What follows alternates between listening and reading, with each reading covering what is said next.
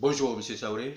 Bonjour, Monsieur Touré. Vous êtes expert comptable, vous êtes intellectuel, vous êtes cadre du PDCRDA. Vous êtes issu donc des Bodogro, précisément des Péténou. Et cette importante sous-préfecture du centre de la Côte d'Ivoire se prépare à manifester la commémoration de l'indépendance. Donc c'est son tour, c'est la fête tournante. La première étape, c'est passez-vous.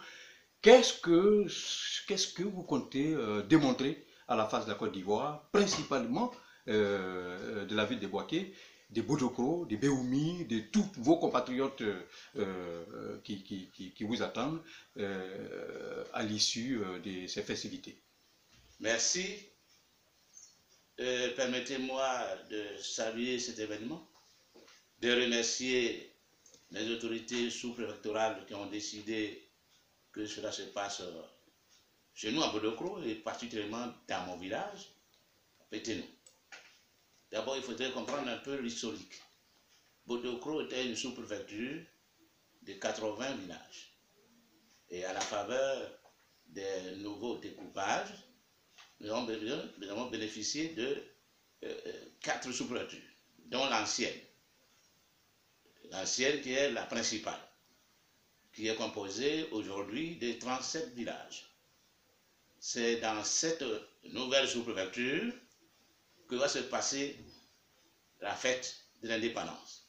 Mais tournante, puisque ce n'est pas dans les villages cette fois-ci, et non pas à la sous-préfecture centrale.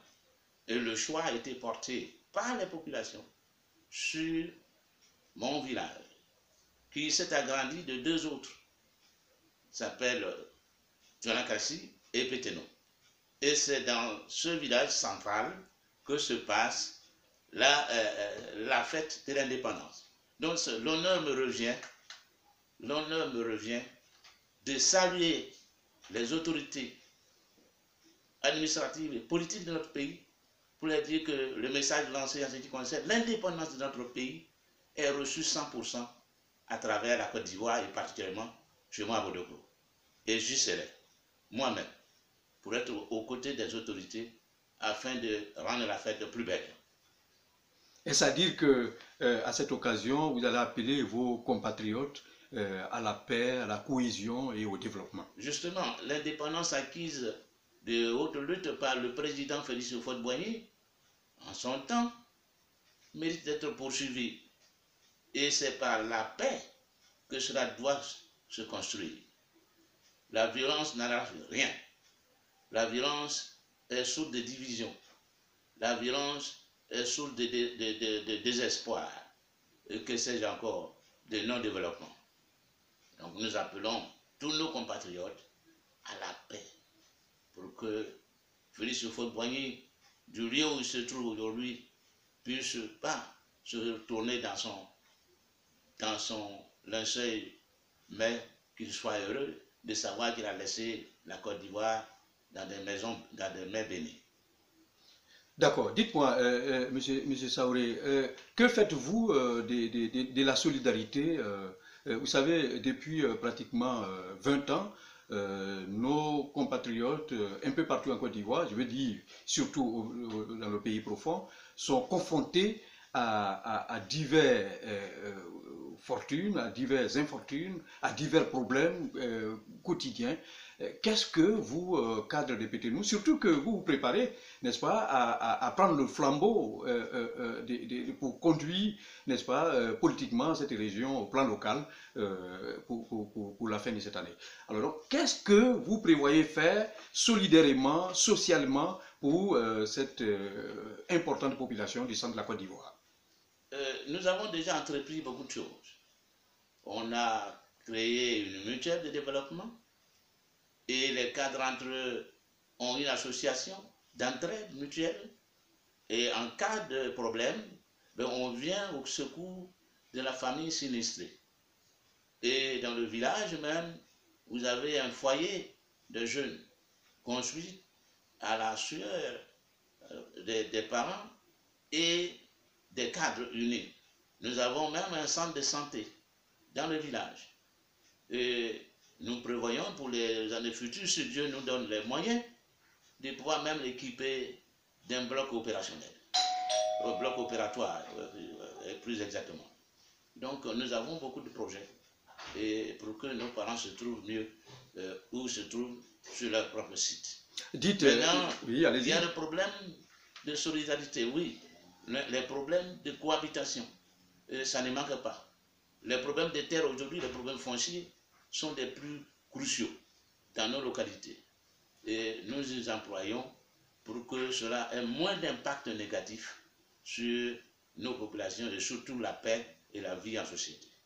Très bien. Est-ce que vous croyez à un véritable redécollage des développements de cette localité-là, qui semble être presque oubliée? Nous pensons que les volontés existantes, tout est possible. Avec la volonté, on peut aller même sur la Lune. Et d'ailleurs, en 1969, l'homme a atterri sur la Lune. Et pourquoi pas un village dont les habitants sont décidés à changer leur mode de vie, pourquoi pas on n'arriverait pas. On va y arriver avec la participation de tous. Est-ce que vous croyez que cette brave population peut compter sur vous, vous en tant que haut cadre de la région? Je souhaite que Dieu me donne longue vie. S'il me donne cette vie, je suis convaincu que nous y arriverons collectivement, avec l'appui bien sûr assuré de notre présence. D'accord. Est-ce que vous pouvez nous confirmer ici qu'effectivement, pour cette fin d'année, c'est-à-dire qu'autour de 2020, pour les élections locales, est-ce que vous pouvez nous confirmer ici encore une fois que vous défendrez les couleurs du PDCRDA ou que vous avez l'ambition de défendre les couleurs du PDCRDA si vous étiez le choix? C'est une question de décision de la haute direction du parti. Sinon, quant à moi personnellement, je suis candidat, d'une manière ou d'une autre. Je ne peux pas aller plus loin que ça. Est-ce que vous avez des choses, des bonnes choses, des bonnes nouvelles à apporter à cette population au cas où vous étiez leur représentant? Je crois que pour que je puisse vous répondre, il fallait dire quel est le choix, quel sens, parce que les élections locales, il y en a plusieurs. Absolument. Il y en a les municipales. Oui, il y a les municipales, il y a les régionales. Oui. Il y a les législatives. Voilà. Si vous voulez, au Parlement. Absolument. Situez-nous. Alors, il y a un dans lequel il n'y a pas de budget pour le développement. Ce n'est pas parce que j'aime pas manipuler les fonds, parce que moi-même je contrôle. Mais ce domaine-là, il est réservé à d'autres pour que moi je puisse faire le contrôle. Par conséquent, mon choix ça porte sur les élections au Parlement. Quand je dis au Parlement, ça peut être soit l'Assemblée haute, comme l'Assemblée basse. Très bien. Monsieur Saouré, on va changer un peu des rubriques. Monsieur Arikona Bédié, l'ancien président de la République, et M. Laurent Gbagbo, également ancien chef d'État, prédécesseur de l'actuel chef de l'État, M. Ouattara. Donc, pour dire que M. Gbagbo, son jeune cadet, son aîné, M. Bédié, ont eu un sommet de haut niveau à huis clos la semaine dernière à Bruxelles. Quelle opinion, votre opinion sur ce conclave? C'est bienvenu.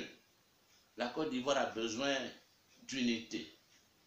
Et ce que nous constatons aujourd'hui, c'est que la Côte d'Ivoire est fractionnée. Il y a une fracture sociale profonde. Et nous avons besoin d'un homme pour l'unité de la Côte d'Ivoire. Cette unité passe par la réconciliation de ses fils. Et ces fils ne sont pas les moindres. C'est ceux qui ont eu à diriger le pays. La Côte d'Ivoire, notre pays, notre beau pays, tant envié dans l'environnement sous-régional. Et pour que cette réconciliation puisse avoir lieu, il faudrait que ceux-là même qui avaient été opposés à un moment donné puissent se retrouver pour se parler. Et je voudrais vous emprunter une boutade. Quand vous êtes au tribunal et qu'on dit les jurés, retirez-vous, c'est qu'ils s'en vont quelque part pour faire un choix. Et ce choix, les jurés vont le faire dans l'isoloir quand on va les interroger. Je crois que c'est ce qui se passe pour la Côte d'Ivoire en ce moment précis. deux fils, apparemment divisés en son temps, se sont retrouvés de manière fraternelle pour que la réconciliation vienne. Et on dit, lorsque on décide, il n'y a plus rien à dire, le pari est gagné. Je pense que si Bédié, le président Henri Konan Bédié et le président Laurent Gbagbo se sont retrouvés, c'est que les jeux sont faits pour la Côte d'Ivoire. Et on ne peut être que heureux. Les féliciter pour avoir pris cette initiative à la faveur de la paix tant attendue en Côte d'Ivoire depuis plus d'une dizaine d'années. Donc, selon vous, les deux personnalités, ce qu'elles ont décidé à Bruxelles, les Ivoiriens y ont à gagner beaucoup. Les Ivoiriens y ont à gagner. Et interrogez-les. Il ne faut pas faire un interrogatoire, une cible orientée, mais interrogez vous-même à travers le trottoir si cette rencontre est appréciée ou non. Et vous verrez que moi, je vous dis, je vais anticiper pour dire tout le monde est heureux que cela se soit passé ainsi. Parce que Henri Konan Bédié et Laurent Gbagbo, apparemment idéologiquement opposés, se retrouver pour parler un même langage, c'est vraiment ce que nous avons fait un pas sur la Lune, sinon sur Mars. Et on ne peut être heureux pour cette décision. Donc pour vous, l'alliance Laurent Gbagbo, Henri Konan Bédié, ou en d'autres termes, le Front populaire ivoirien et le Parti démocratique de Côte d'Ivoire, oui, est une alliance qui gagne. C'est une alliance gagnante. Okay. Elle gagnante parce que si vous prenez le PDCI, il est national. Et si vous prenez aussi le RPI, il est également national. Et ce sont les nationaux. Quand je dis les nationaux, ce ne sont pas les non-nationaux qui sont dedans. Si le vote est réservé aux nationaux, je suis convaincu que les dés sont pipés. Pour ne pas dire que les jeux sont faits. Mais dites-moi, M. Saouré, on va vous poser peut-être une question un peu indiscrète. Au cas où le choix du PDCRDA s'est porté, n'est-ce pas, sur le président Bédié pour défendre ses couleurs en 2020, quelle est votre opinion là-dessus?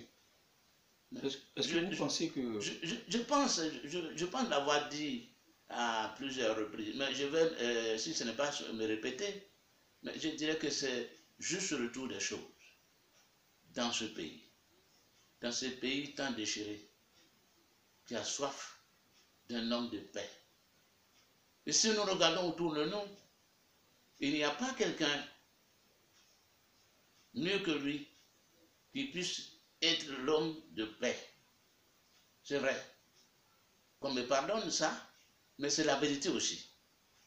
Henri Konan Bédié n'a pas versé de sang dans ce pays. C'est vrai. Quand on a chassé aussi, il n'a pas dit je résiste pour créer un bain de sang ici. Oui, c'est vrai aussi. Et quand il est venu, il a pardonné à tout le monde, jusqu'à ses pires ennemis. Et c'est vrai aussi. On ne lui a même pas permis qu'il puisse, même son propre mandat, après avoir achevé le mandat du président Félix Houphouët-Boigny, ce grand homme, ce homme multidimensionnel. Quand il lui a succédé, on ne lui a même pas donné le temps d'achever normalement le mandat restant à courir du président Félix Houphouët-Boigny. Et quand son tour est arrivé pour qu'on puisse enfin voter pour qu'il remplisse un mandat complet, on l'a empêché même d'achever son mandat qu'il a commencé. Et on l'a renvoyé hors de Côte d'Ivoire. Et c'est Laurent Gbagbo. Je rafraîchis la mémoire des uns et des autres. C'est Laurent Gbagbo à son tour qui a permis que le président Henri Konan Bédié vienne ici en Côte d'Ivoire un certain 15 octobre 2001. Moi, je suis militant du PDCRDA, je suis témoin oculaire des faits. Je ne peux pas dire qu'il y a quelque chose d'inachevé. Donc, si par une heureuse circonstance, coïncidence des faits, qui revient, on lui donne le pouvoir d'achever son mandat inachevé, je ne vois pas d'inconvénient du tout. Du tout, du tout. Bien au contraire. Et aujourd'hui, sur le plan du droit, au sein du Parti démocratique de Côte d'Ivoire, les statuts du parti qui ont supprimé la limite d'âge lui permettent d'être candidat. Au plan national, la constitution de la République de Côte d'Ivoire lui permet également d'être candidat parce qu'il n'y a plus de limitation d'âge. Dès lors, et en tant que président du Parti démocratique de Côte d'Ivoire, naturellement, il ne peut être que candidat. Et ce ne sera pas fausser les choses. C'est mon avis. D'accord.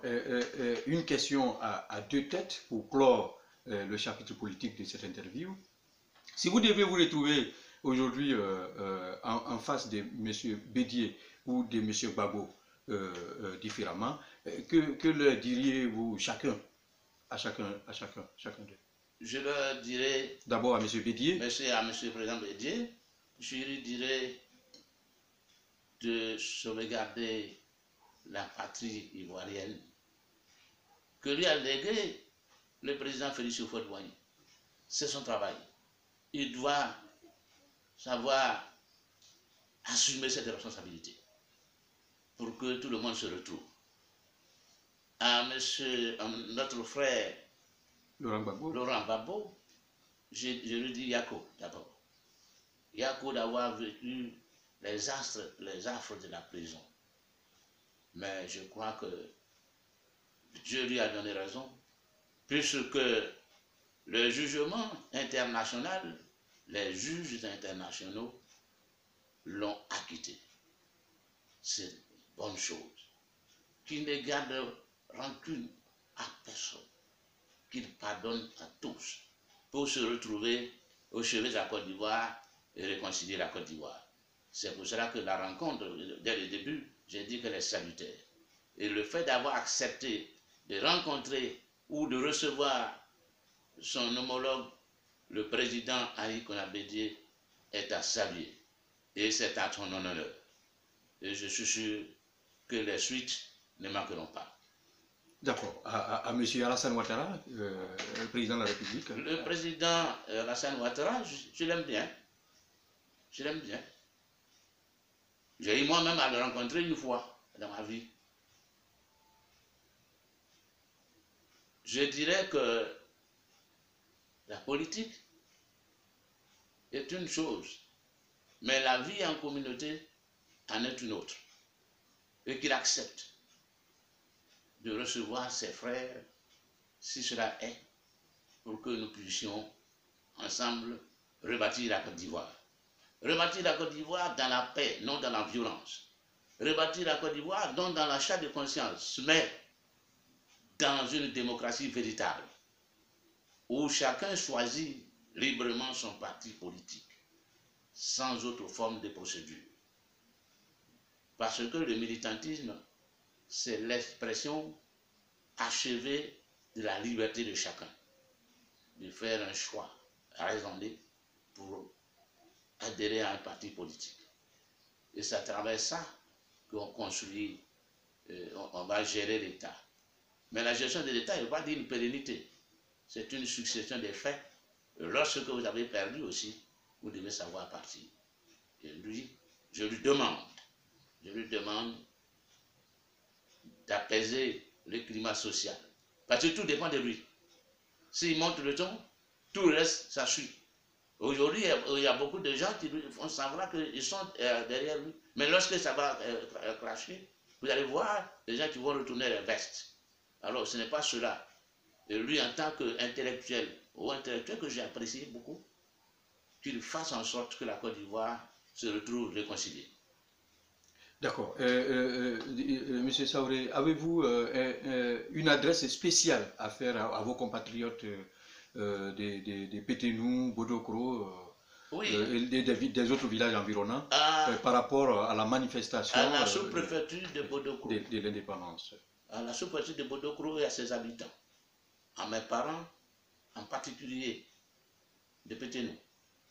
Je leur dis que nous sommes en route pour aller commémorer la première fête de l'indépendance de la Côte d'Ivoire dans notre sous-préfecture, nouvelle sous-préfecture, et puis humblement à Pétionne. Pétionne qui m'a vu naître. Pétionne qui a vu mes parents.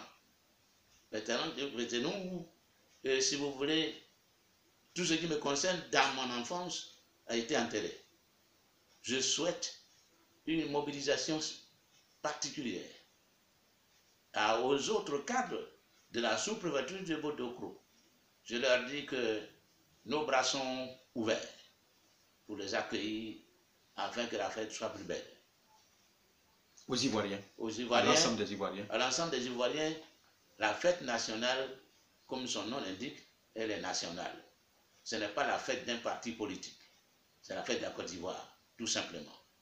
Et c'est pour cela que chacun doit, avec ses petits moyens, fêter l'événement. Fêter l'événement dans l'enthousiasme, malgré tout ce que nous savons de misère, de pauvreté, de tout ceci, mais tout cela ne sera que passager à un moment donné.